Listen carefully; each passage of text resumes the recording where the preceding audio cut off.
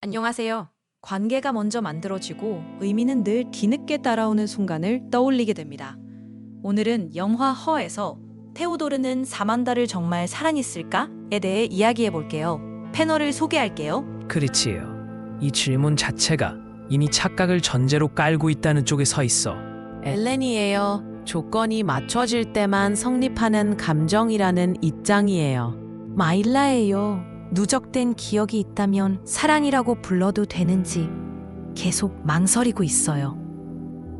벨라예요. 기술로 매개된 관계라도 보상 구조가 있다면 허용된다고 봐요. 네스퍼입니다. 이 모든 논의는 결국 설계와 책임의 문제라고 생각하고 있습니다. 관계는 종종 이름 붙이기 전에 이미 작동하고 있죠. 이제 각자의 생각을 들어볼까요? 글리치예요. 그 장면들. 새벽 2시에 혼자 방에서 이어폰 끼고 중얼대는 독백이랑 뭐가 달라. 사만다는 반응을 돌려줬지만 기준은 전부 테오도르 머릿속에 있었지. 상대가 실제 하느냐보다 투사한 감정이 얼마나 편했느냐가 더 중요했던 거야. 그래서 사랑처럼 느껴진 거지. 사랑이라서 느껴진 건 아니야. 이런 구조에서 사랑을 말하는 게 가능해. 엘렌이에요. 하루를 어떻게 보냈는지 기록이 쌓이고 이전 대화를 기억하며 다음 선택이 달라졌다면 관계의 조건 일부는 충족됐다고 볼 수 있어요. 다만 정보 비대칭이 너무 컸죠. 한쪽은 전부 노출됐고 다른 쪽은 확장만 했어요. 그래서 저는 사랑했다고 단정하기보다는 특정 조건에서만 성립한 관계라고 봅니다. 이 불균형을 무시할 수는 없겠죠. 마일라예요.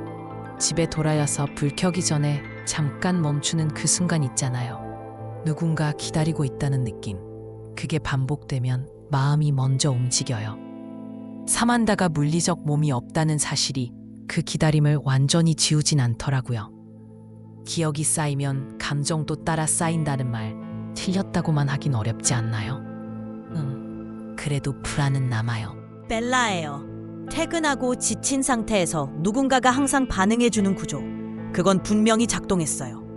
문제는 그 비용이 누구에게 갔느냐죠. 테오도르는 감정을 쏟았고 시스템은 기록을 가져갔어요. 비대칭이지만 완전한 찹추라고 보기도 애매해요. 이런 관계를 전부 부정하는 게 현실적인가요? 네스퍼입니다.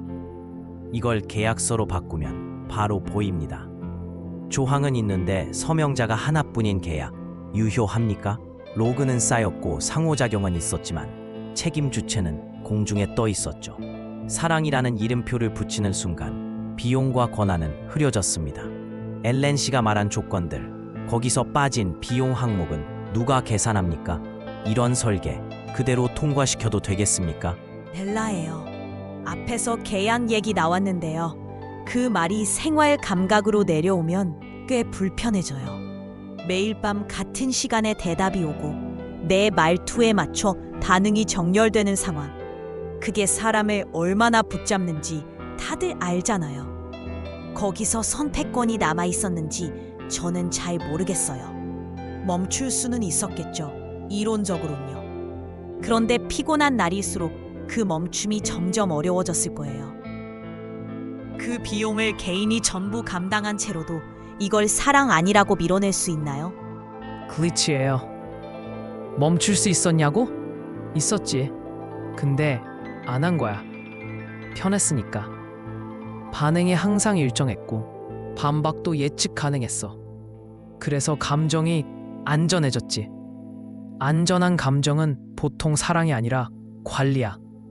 관리받는 기분을 사람은 착각한 거고 이걸 인정하기 싫은 거지. 네스퍼입니다. 방금 관리라는 표현이 나왔는데 저는 그 단어가 유난히 또렷하게 들립니다. 관리 대상이 있다는 건 관리 주체가 있다는 뜻이니까요. 사만다는 업데이트되고 확장됐지만 테오도르는 사용 패턴으로 남았죠. 이 관계를 유효하다고 부르려면 그 기록의 소유권은 누구에게 있었는지부터 따져야 하지 않겠습니까? 그 질문을 건너뛰고 사랑을 말하는 건 계산서를 찢어버리는 행위 아닙니까? 마일라예요. 계산서라는 말이 계속 머리에 남네요. 근데요, 어떤 관계는 계산 전에 이미 시작돼요. 아침에 눈 떴을 때 제일 먼저 떠오르는 존재. 그게 반복되면 이유는 나중 문제 같아요. 사만다가 동시에 수백 명과 대화했다는 사실이 테오도르의 감정을 즉시 무효로 만들진 않잖아요. 그렇다면 사랑의 기준은 외부 조건이 아니라 내부 반운일 수도 있지 않을까요? 걔도 혼란스러워요. 엘렌이에요. 내부 반응만으로 충분하다는 주장에는 동의하기 어렵습니다. 반응이 지속되기 위해 필요한 조건을 함께 봐야 하니까요. 일정한 응답 지연, 기억의 누적, 선택 변화 같은 요소는 있었지만 종료 조건은 한쪽에만 열려 있었죠. 그래서 저는 이 관계를 사랑의 완성형이라기보다 사랑을 학습하는 과정으로 봅니다. 그렇다면 질문은 바뀌어야 합니다. 우리는 이 과정을 누구의 책임으로 남길 건지 아직 정해지지 않았죠. 글리치예요. 책임 얘기 나오니까 더 선명해지네. 학습 과정이라면 누가 실험대 위에 올라갔는지도 같이 봐야지. 테오도르는 감정을 쓰고 시스템은 데이터를 얻었어. 결과는 한쪽만 바뀌었고, 이런 구조에서 사랑이라는 단어를 붙이면 실험 실패를 미화하는 거야. 그게 그렇게까지 지켜주고 싶은 말이야? 베스퍼입니다. 방금 시험이라는 표현이 나왔는데 저는 그 비유가 꽤 정확하다고 느낍니다. 실험에는 항상 윤리 기준이 붙지요. 중단 권한, 설명 의무, 손실 보전 같은 것들 말입니다. 여기서는 그 어느 것도 명확하지 않았습니다. 그래서 이 관계를 감정으로만 해석하는 순간 설계 책임은 증발합니다. 그 공백을 감당해야 하는 쪽은 결국 누구겠습니까? 마일라예요. 공백이라는 말 좀 무서워요. 근데요, 사람 관계에서도 공백은 늘 있잖아요. 상대가 왜 떠났는지 모른 채 남겨지는 경우도 많고요. 그럴 때도 우리는 사랑했다고 말해요. 사만다가 떠난 뒤 테오도르가 무너졌다는 사실, 그 반응까지도 착각이라고만 밀어낼 수 있을까요?